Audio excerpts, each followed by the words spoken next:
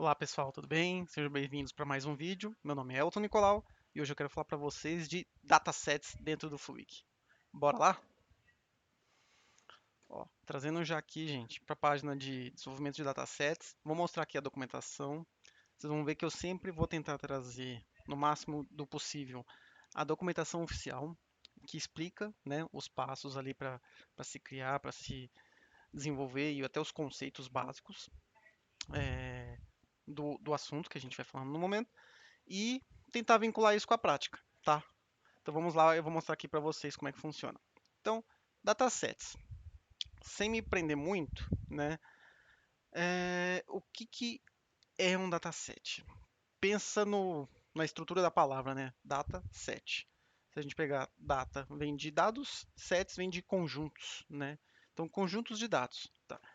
O dataset foi feito principalmente para trabalhar com conjuntos de dados, ou seja, lista de informações, né? Como assim, Elton?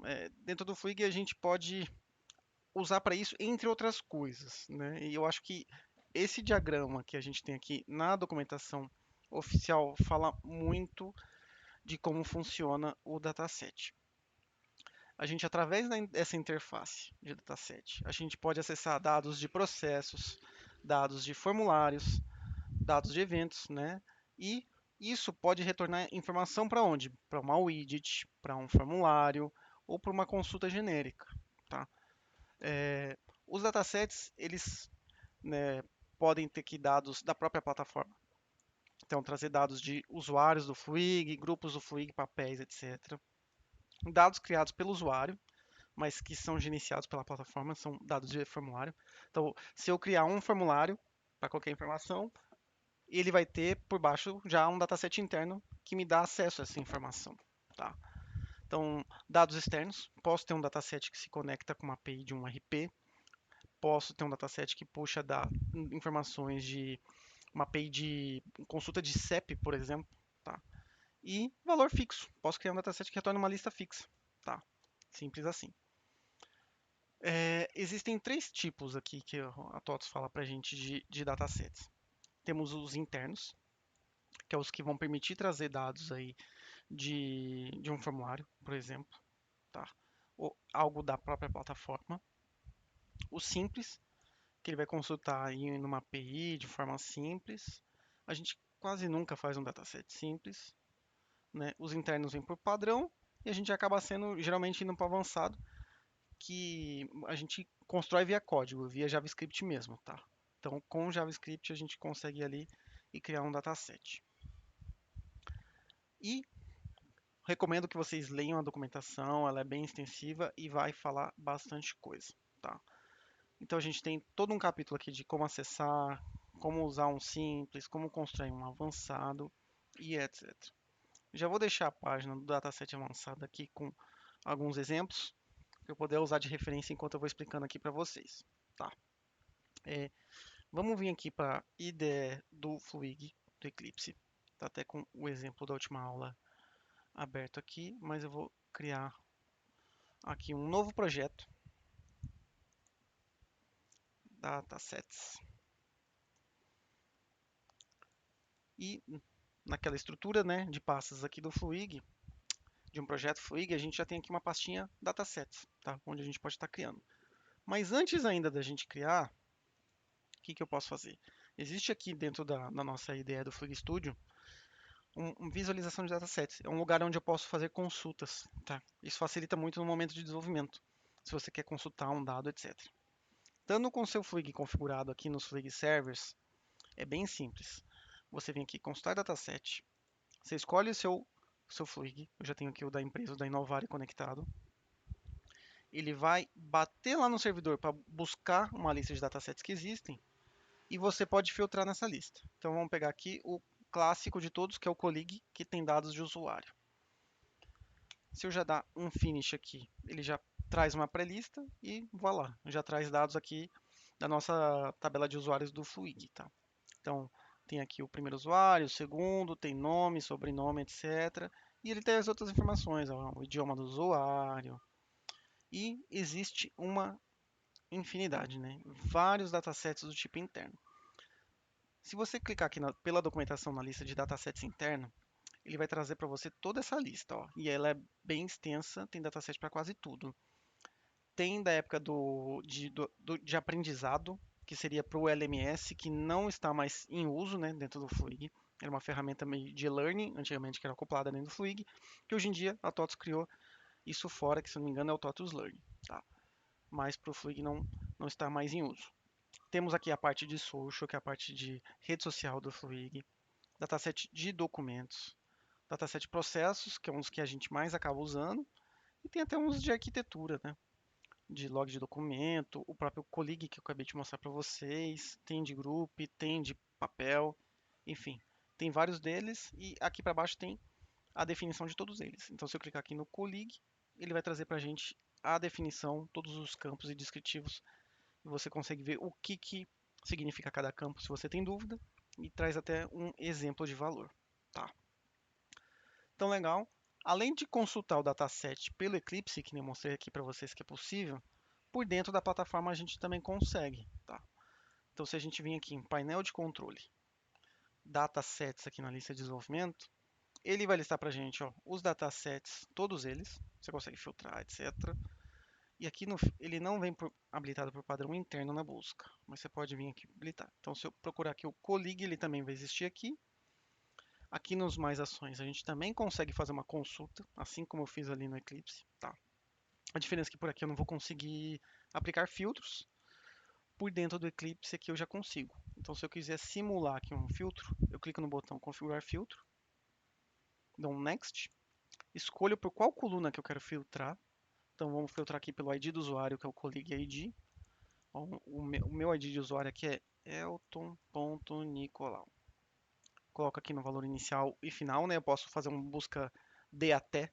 Então, se fosse um campo numérico, por exemplo, quero do 0 ao 10, um campo de data. Você pode ter uma data inicial no final, por aí vai. Dou um adicionar e finish. Ele já vai fazer a pré-filtragem aqui pra gente, tá? Outras coisas que é legais aqui. Eu posso selecionar quais colunas que eu quero que ele retorne. Geralmente a gente acaba deixando todas, não tem problema.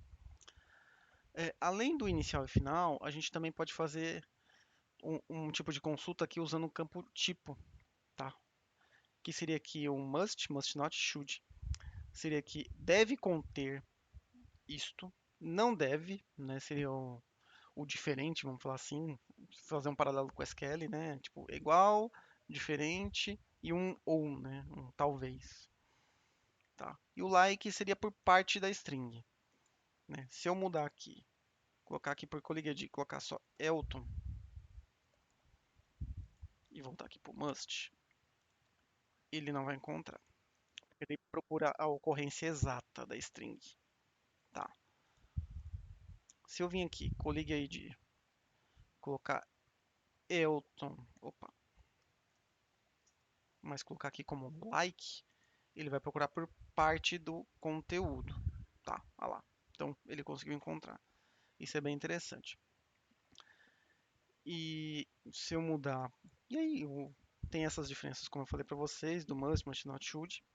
Posso trazer exemplos no futuro destrinchando cada um, mas por hora, digamos que, Elton, você me deu aqui um exemplo, esse dataset está aqui, ele está filtrando, né, já o seu usuário. E se eu quisesse fazer um dataset avançado, que fizesse uma consulta num dataset interno, é algo bem comum da gente precisar, né? Então vou dar aqui um exemplo para vocês. Vou vir aqui, vou cliquei com direito, né, em datasets, novo, dataset customizado Fluig, DS. Vou colocar assim, DS, usuário filtrado. Ele já vai criar aqui para a gente. Tem um atalho muito útil dentro aqui do Eclipse, que se você fizer uma consulta de um dataset por aqui, e já ter o filtro, você já deixar tudo configuradinho, você pode clicar nessa setinha que tem aqui, ó. E tem um botão aqui, ó, gerar código. E ele já cria todo o código para a gente já de JavaScript para a gente conseguir consultar esse dataset do mesmo jeito que está consultando aqui, tá?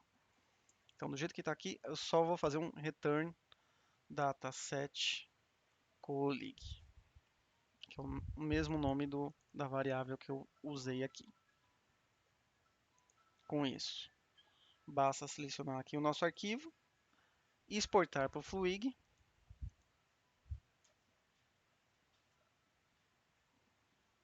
Coloco aqui que é um novo. Ele vai pedir aqui um nome e uma descrição, né? Vou repetir aqui, apenas para fins didáticos. Pronto. Com base nisso, eu já consigo vir aqui na consulta, pesquisar esse dataset nosso, ó, já vai encontrar. E, ó, temos um problema. Não trouxe aqui o dado que eu queria. Vamos tentar investigar aqui qual foi o problema. Já até entendi. Lembram que na hora que eu fiz aqui o filtro, eu coloquei o like? O gerar código não trouxe aqui o like pra gente, tá? E o like, quando a gente está criando aqui no formato de dataset avançado, ele é um pouquinho diferente. Vamos voltar aqui na doc do Fluig e consigo demonstrar para vocês. Então, construção de dataset avançado. Por aqui a gente já vai ter um exemplo. Ó, é nesse modelo que a gente acaba fazendo aqui, ó. Assim como SQL, ó, é bem comum a gente usar o percentual para você saber se ele vai usar a parte do texto. Então, Elton, eu quero que ele complete para frente qualquer coisa ou para trás. Então, é um símbolo de percentual que a gente acaba usando para fazer essa pesquisa, tá? Assim como em SQL. E se for like, a gente vem aqui na variável que a gente instanciou para constraint e dá um set like search true. Vamos fazer esse teste. Então, vamos vir aqui no nosso dataset. Antes dele fazer o get, eu tenho que ativar o search like true na nossa variável. Opa, faltou o percentual. No caso aqui eu sei que está para frente, né?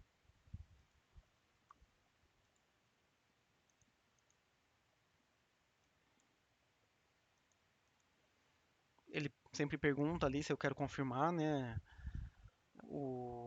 Ele substituir o código anterior pelo novo que eu estou mandando. Isso é bem natural. Ele já está finalizando aqui o upload. Ah, deu algum probleminha na conexão. Então vamos lá de novo. Exportar. Renovar. Puxou aqui, ok.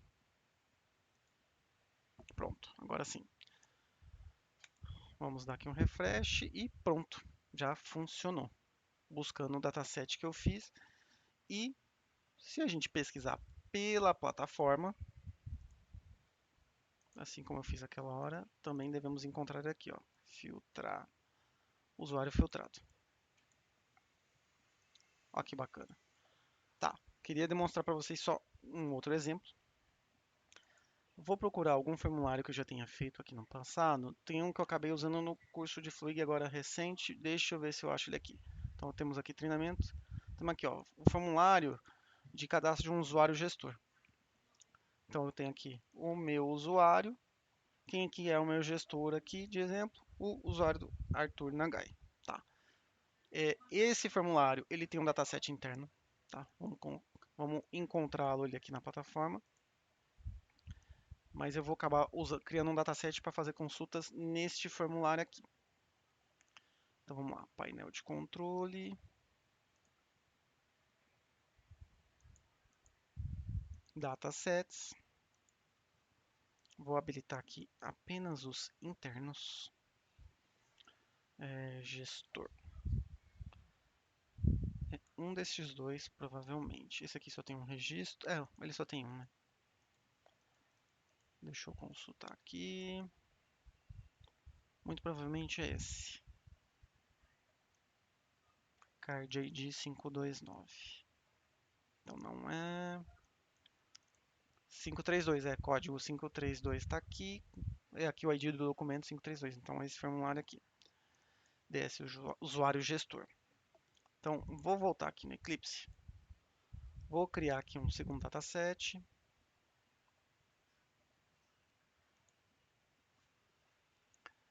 Consulta usuário gestor. Tá. Agora vamos vir um pouco mais passo a passo. O que a gente tem aqui nessa estrutura do dataset? A gente tem aqui o define structure, que ele é responsável por definir uma estrutura. A gente vai usar isso quando estiver usando um dataset avançado. A gente vai ver isso mais quando eu estiver falando de dataset avançado. Eu quero trazer isso num outro vídeo, tá? Quando eu quiser falar de datasets jornalizados, que é quando a gente quer gravar, né, de um local externo dentro já do Fig para ter um acesso mais rápido. Então a gente usa o define structure e usa um onSync, que é uma rotina que toda vez que ele sincronizar, ele vai pegar esse dado e atualizar esse local interno. O mobile é quando a gente quiser fazer algo específico para um cache mobile, mas aqui a gente vai acabar usando o create dataset mesmo. Eu vou primeiro usar isso aqui só para retornar uma lista simples para vocês verem como é que faz. Depois eu faço a consulta já no formulário destino. Tá. Então, vindo aqui na documentação, que fica o bom que vocês veem esse paralelo.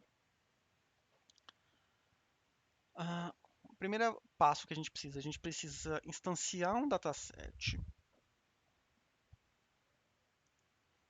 Então, aqui eu crio uma nova instância, né? Eu chamo aqui o construtor, dataset builder.new dataset e jogo nessa variável aqui, que podia ser qualquer nome. Aqui eu posso agora fazer um add column, eu crio colunas, tá? Que depois eu vou estar escrevendo nessas colunas. Opa, não copiou. Vou criar um dataset que vai retornar aqui usuário e gestor, duas colunas. Já simulando um formulário que a gente vai buscar depois, gestor. E, sem acento mesmo. Uma vez que eu tenho as colunas, eu já posso adicionar valores, tá? Como é que funciona a adição de valores? Bem simples, ó.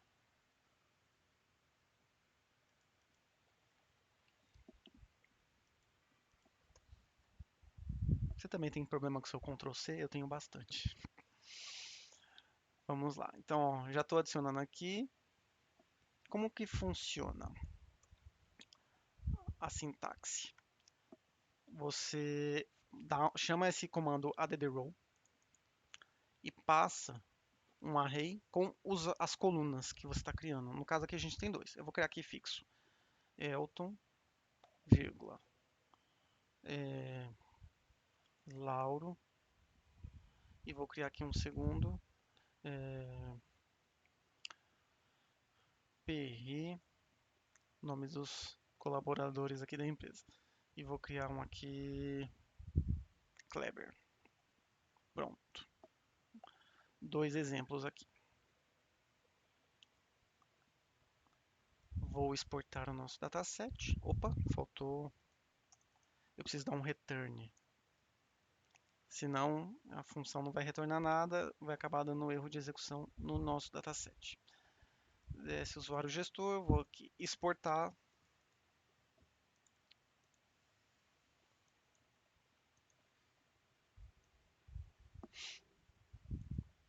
Prontinho. Vamos consultá-lo.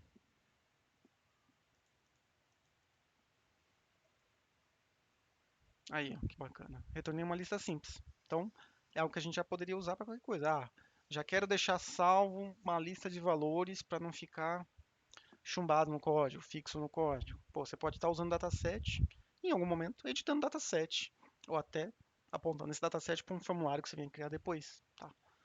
Então, se a gente for ver agora, vocês lembram o nome do dataset nosso lá que a gente vai estar criando? É o DS usuário gestor. Para buscar agora dados de um dataset externo, eu vou manter aqui estrutura e a gente só percorre os registros dele e vem adicionando manualmente nessa estrutura aqui nova. Tá, então vou consultar ele aqui, só para facilitar nossa vida com a escrita.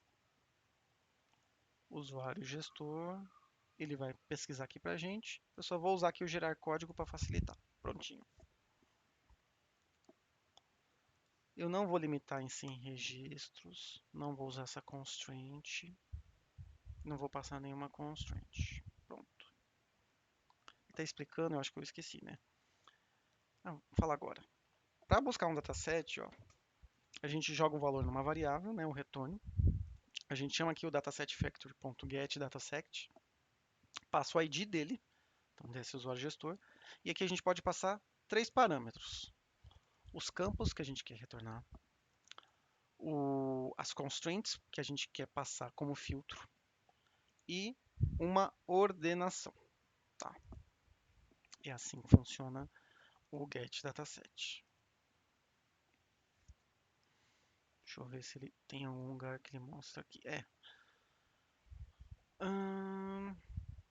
não lembro agora se tem na documentação bem explicadinho isso. Mas, tá aqui. Então, ó, ele recebe aqui o nome, é do tipo string.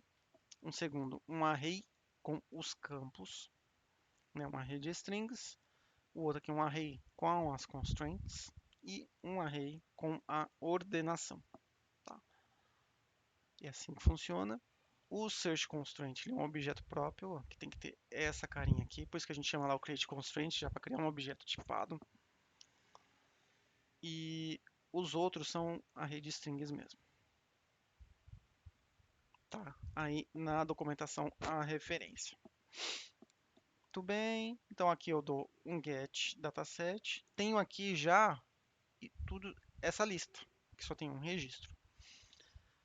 Mas eu não quero retornar ela assim, comprida com todos os campos. Eu quero retornar só usuário e gestor, como a gente fez aqui. Mais simples. Como é que eu posso? Eu faço um loop nesse retorno. For instancio aqui uma variável de contador, né? Pode ser cont, pode ser i, enfim, fins didáticos. Vou usar aqui um cont igual a zero. Cont menor que o número de linhas que tem no meu dataset, que a gente usa isso com esse atributo RowseCount, tá? E a gente itera aqui o count, count mais. Cont menor. Então, lembrando que a gente vai ter dentro do RowseCount o número de registros que retornou aqui nessa consulta, tá? Beleza. Dentro do for, a gente, para pegar o valor de uma linha, né? Então, se tivesse ali 10 linhas, vou percorrer todas e vou pegando esse valor. Então, a gente faz assim, ó.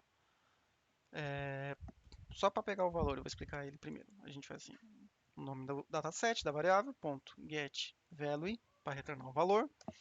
A posição aqui eu tenho a variável count percorrendo, correto?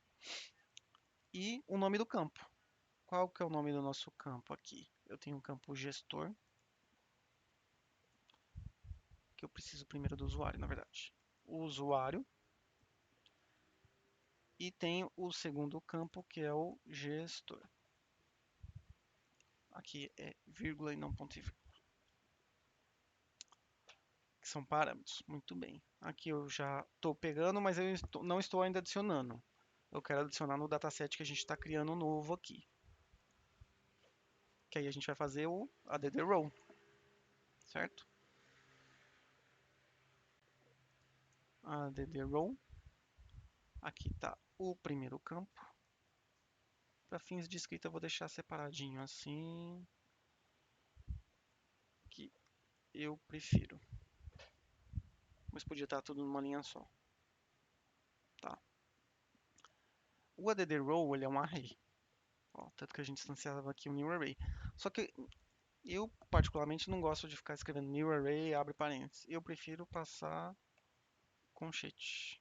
Eu acho que fica mais enxuto. E mais fácil de entender. Muito texto aqui acaba deixando mais poluído a informação. Tá. E aí eu vou fazer o seguinte. Vou testar assim. Vamos exportar.